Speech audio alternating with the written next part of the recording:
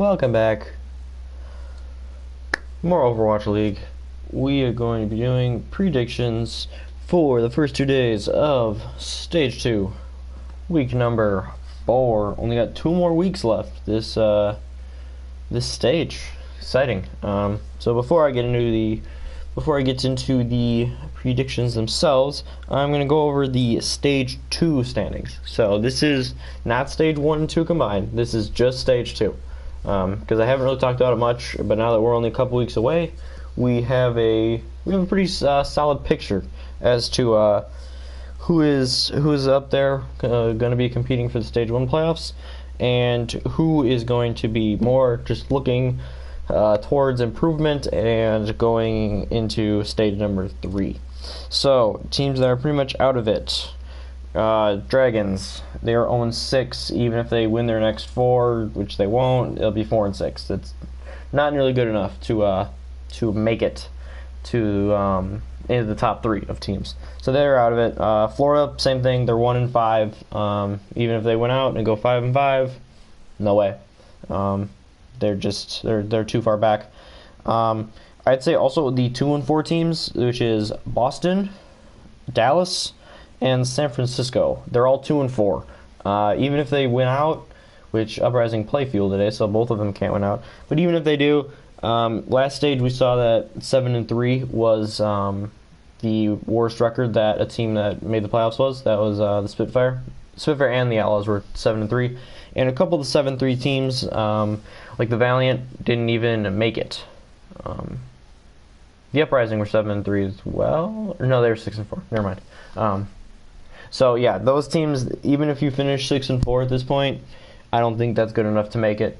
Maybe if you sweep all 4 and you have a good enough map differential, and some of the other teams like all end up 6-4, maybe. But I'd say 2-4 teams, their chances are very slim. If any of them lose a match, which I believe all of them will win at least, or lose at least one match, probably multiple, then they're done. They're out of the playoff consideration.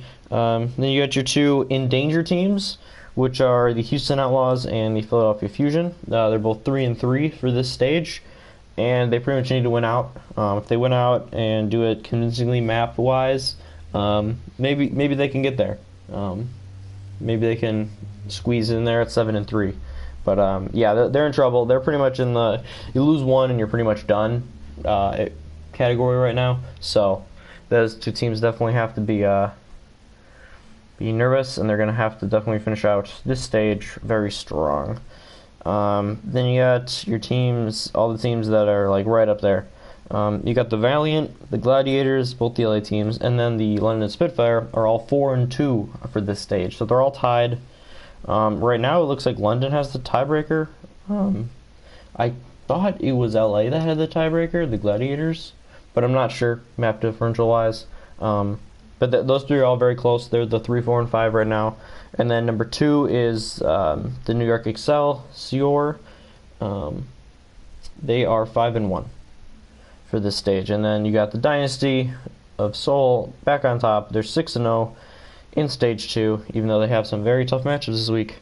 So I'd say it's pretty much down to those 5, and then Philadelphia and Houston with an outside shot if they finish 4-0. But with Seoul plays New York and London this week, so the matchups there are huge. As you can see on the screen, Philly plays Shanghai, so they pretty much need that win to stay in it. Boston and Dallas, like I said, they're probably both done, but of course you want to win. You want to win as many weeks as you can, because the overall playoffs are they're coming up. Like, it's only after this stage is over. There's only 2 more before the playoffs, so it's going to be very close for some of these teams going forward. So if I had to say who I think is going to make the stage 2 playoff, I mean, right now Seoul, London, and New York, I wouldn't be surprised if that's how it ends. But I mean, London has lost 2, and if they lose to Seoul, the Gladiators and the Valiant have a real shot of getting in there. So I'm really excited.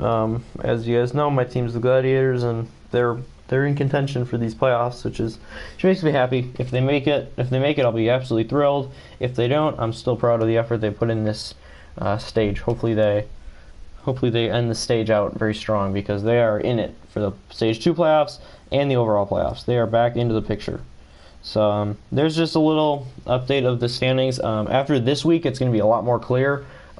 Teams like the Outlaws, the Fusion, the Gladiators, the Valiant, and Spitfire could all find themselves out of the picture if they lose if they lose both their matchups, or even if they lose one of them. So yeah, some big Stage 2 playoff implications this week, and of course, there's always overall implications as well. So, moving into the predictions for Wednesday. First matchup, Boston Uprising, Dallas Fuel. So, there's a lot of inner turmoil with both these teams. The Uprising, they had some issues with Gamsu, their main tank, was sick, so then he was resting, and now there's talk about people maybe getting replaced, and like there's some bad, I don't want to say bad blood, but there's some stuff that's not going quite right for the Uprising right now. And the Fuel, they're kind of a mess. They released their main tank, XQC, because he just got suspended for the second time by the Overwatch League. So they said, we can't do it. It's probably a combination of bad publicity. He's always suspended, so he can't play, and he can't really synergize with the team because he's not around. And a host of other factors. They need roster spots because they're making some pretty large moves. So, a combination of all that, they said we can't put up with that anymore. XUC's gone, and I don't know. It makes me sad. I'm not the biggest XUC fan in the world, but I do think he's misunderstood overall. So, and he kind of got scapegoated here. But yeah, I mean, I'm not going to talk about it too much. Did he make some mistakes? Did he say some stupid stuff? Of course he did. But yeah, I'm nervous. The Fuel just brought in another main tank from Korea. Apparently now he's being investigated, allegedly for boosting accounts and being paid to do it. So that would be really bad for the Fuel if he was doing that, and if he does get suspended for a long stretch. They're gonna have to go back to the drawing board. There were some rumors that they were gonna get rid of, either like trade the rights of a couple of their players over, or just release them flat out. So they're in a heap of trouble. The record's not good. They've way underperformed. They've had team issues. Their coaches are under a ton of scrutiny. Not a great situation in Dallas right now. These two teams, they're going to be playing on Volskaya, Lijiang Tower, Kings Row, and then Watchpoint Gibraltar. So, I like the Uprising in this matchup. The Fuel, I mean, with all due respect to Taimu, him playing as a main tank, it's pretty painful. He's not a good Winston. In terms of like the Overwatch League, it doesn't match up. Coco was a little disappointing in Stage 1 for them, but I think you got to go back to him. That's what I would do, at least for these last weeks of Stage number 2. They should at least like find a set lineup and just try to stick with it. I feel like the Fuel, one of their main problems is they're always trying to do these little changes here and there. Well, and they're just like subbing people out, and then they're putting one in for like 2 matches in a row, and then he doesn't get seen for 2 weeks, and then he's back. This role swapping, like Taimu going from DPS to main tank, apparently Siegel's going from projectile DPS to now off tank. So I just think they never really gave one lineup a shot, and part of that is XUC's fault for being suspended, because he really threw a wrench in their plans. It seemed like they were pretty set on moving forward with him as their primary main tank, and then all of that drama went down with him. So they've never been able to find their footing. They had like their kind of set lineup for a bit, like beginning of Stage 2, and that's when they did win a couple games. They had AKM in, and then XUC on Winston and everything like that. But then they switched it again. Now Rascal's playing on the first map instead of AKM. And it's a mess. I feel like their coaches just need to simplify it. Just say, all right, these are our guys that are playing for the rest of Stage 2. We're going to roll with them. We're going to see if they can develop any kind of chemistry. It is getting late.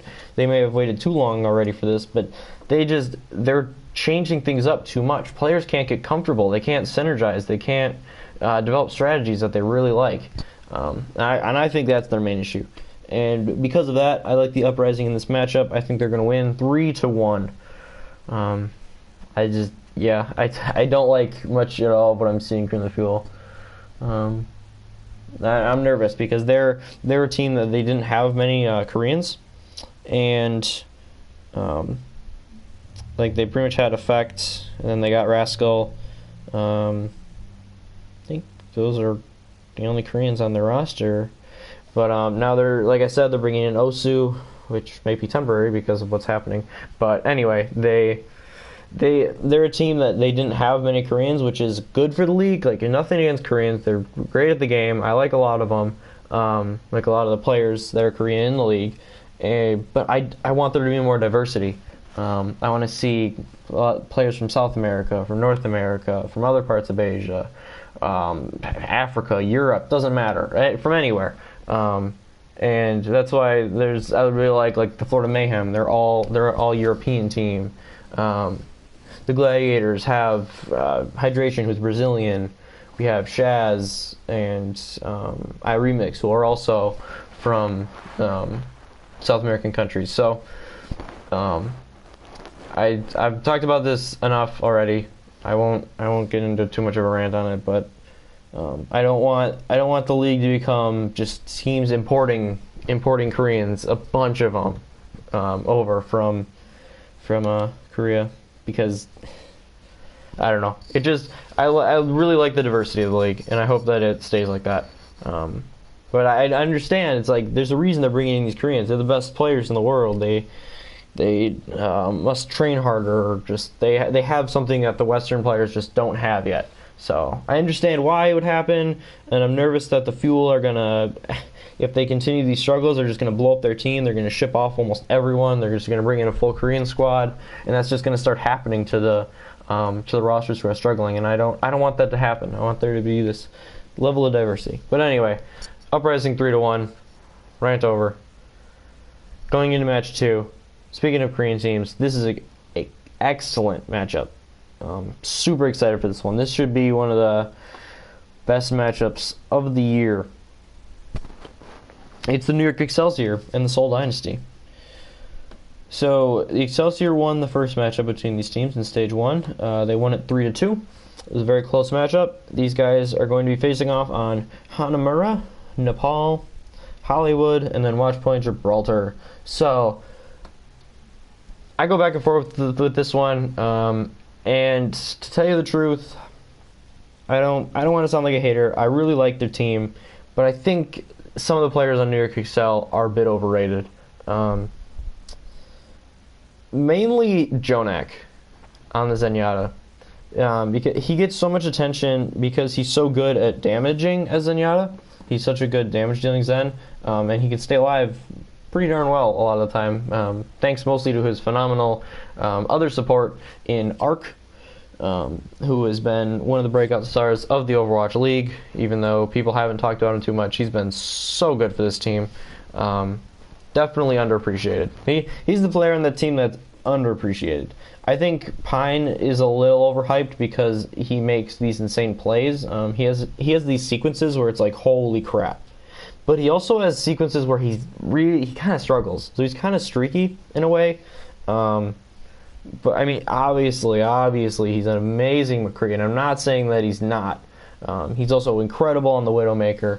But I think that because people see these incredible clips that he puts out, and like these 4 headshots from Widow in a row, or a couple sequences on Helios where he just carries an entire fight as McCree. But there's also times when he's struggling. So he's a bit up and down. I think he's one of the ones that's a little overrated, and same thing with Jonak. And then a guy like Sabiobi, I think he is regarded as well as he should be. I don't think he's overrated or underrated. Arguably the best tracer in the world. So consistent, just so good. I honestly think Sabioli and Ark are the core of that team, and they don't get quite enough love. But anyway, going back to Jonak, because he focuses on damage so much, you can see in the stats his healing is way below other Zens. So that is a problem, and it's like, well, but if he's getting a pick like almost every fight, then it's worth it to not have as much healing. And I agree with that, if he's getting a pick every fight. But I think that overall, the Dynasty, I have a gut feeling that they're going to win this one. Their combination of Toby and Jaehong, Jaehong has been, people have been saying he's been a little bit of a disappointment this in Overwatch League. Like, came in as pretty much universally recognized by most people as the best support player in the world, and a lot of people think that Jonak has passed him up, at least on Zen. I don't know. I think we'll see in this matchup. I think we'll get a good idea of if that's true or not. So, I like the Dynasty. I think they're going to win it in 5. It could go either way. It could definitely go either way. Like I said, I'm not saying the Excelsior aren't one of the, if not the best team in the league. I agree with that totally. I mean, you can see it. 14-2 record. They just play phenomenally. They were one map away from winning Stage 1. They're in pretty good shape right now. Even if the Dynasty do beat them, they should still have map differential. So the two would be tied, but I think the Excelsior would have the tiebreaker. So they're in really good shape for Stage 2 playoffs and the overall playoffs. But I think the Dynasty get revenge in this one. I think they've just been playing so much better in Stage 2. It's been great to see them back at pretty much full strength, I'd say. I think this matchup comes down to if Munchkin can not outplay Savioli, because I don't expect that, but if he can at least contest him and play with him, like near his level, just like keep him off of Toby and Jaehong for the most part. If he can neutralize him a little bit, not totally. I think there's barely any players in the league that can do that. But if he can slow him down, I think the Dynasty have a great chance to win this one. But yeah, we shall see. If you're gonna watch one game this week and you don't have like a team that you specifically watch this matchup, because it's going to be insane. To the third matchup, you got the 9-7 Philadelphia Fusion facing off against the 0-16 Shanghai Dragons. They're going to be playing on Volskaya, Lijiang Tower, Hollywood, and Route 66. So I got this one as a 4-0 from the Fusion. They really need this win. They're 6th right now in the standings, and they can feel the uprising in the Gladiators breathing down their backs.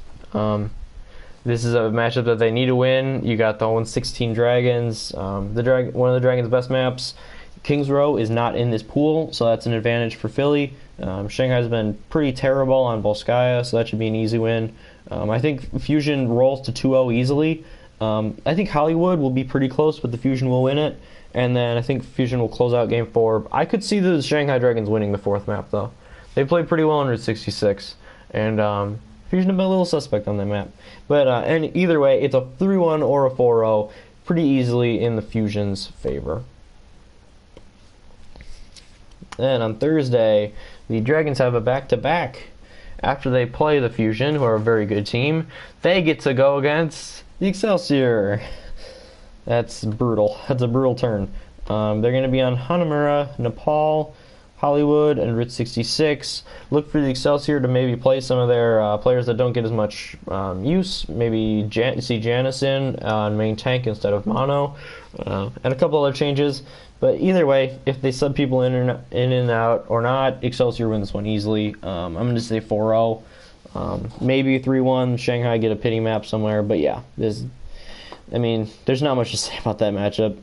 It's just number 1 team, number 12 team. That's the matchup. So, second match of Thursday, a little more interesting one.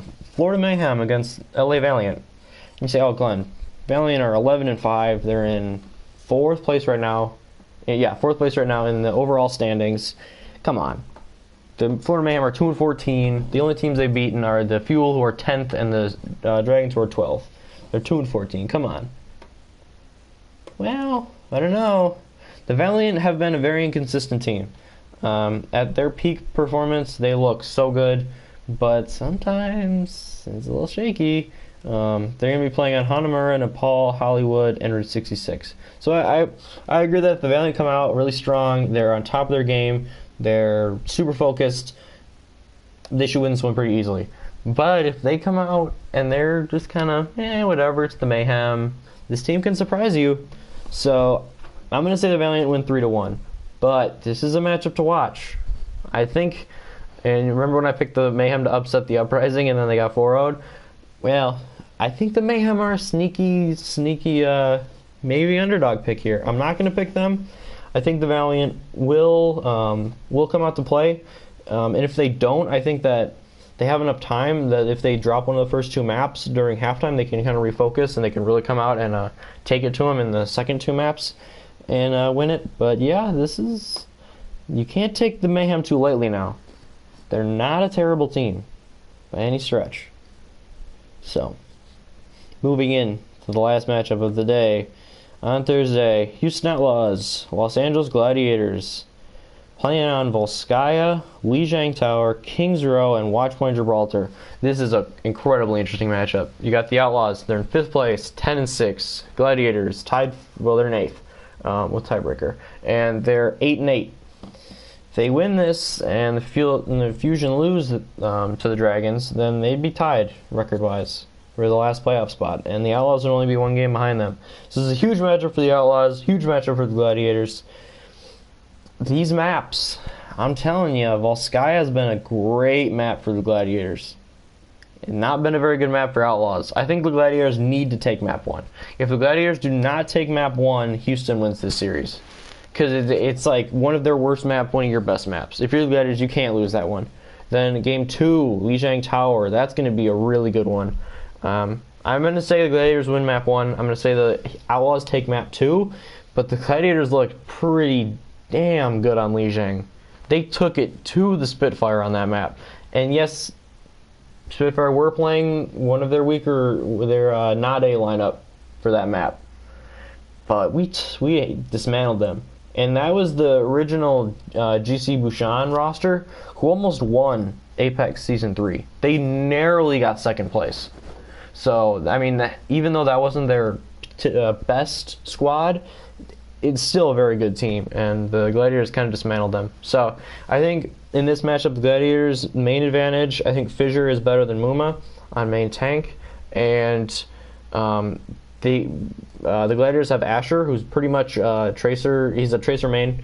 He also plays McCree and Soldier on occasion, and Widowmaker if it's a good Widowmaker map, but his primary hero is Tracer. He's been really good on Tracer lately. The Outlaws don't really have a dedicated Tracer player. They have Jake and Clockwork and Linkser, but I don't think any of them are as good as Asher on Tracer. So that could be the Gladiators' advantage there. If he can really get in the back line and hassle Raucus on like that Zen, or if he's on Ana, I think this could be a very interesting matchup. Kings Row should be great for Game 3. It's one of the Gladiators and one of the Outlaws' best maps. So that one should be great back and forth. And then you got Watchpoint, which has been a little bit of a weaker map for the Gladiators.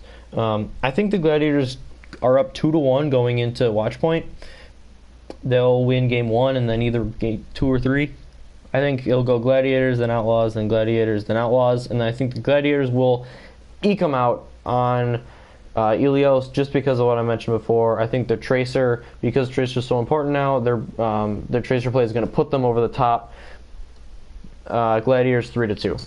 The caveat here, if the Outlaws win, it'll be because Linkser goes nuts.